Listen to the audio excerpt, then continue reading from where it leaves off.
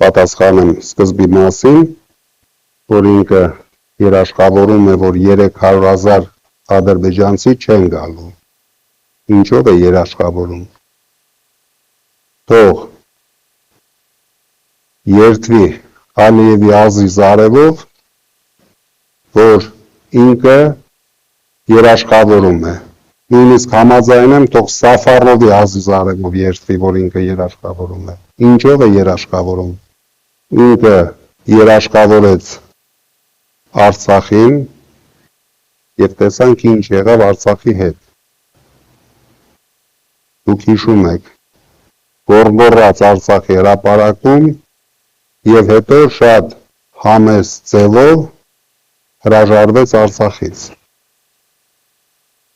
Վերջին տարիներին, 20 թվականից հետո,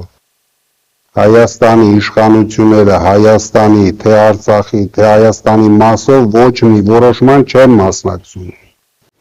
Իրենք ունեն շեֆ, շեֆը ինչ որոշում է, դա իրագործում է։ Իրենք կատարողներ են, իրենք գործիքներ են, մեր երկիրը, մեր պետությունը հայաթափելու գործիքներ են։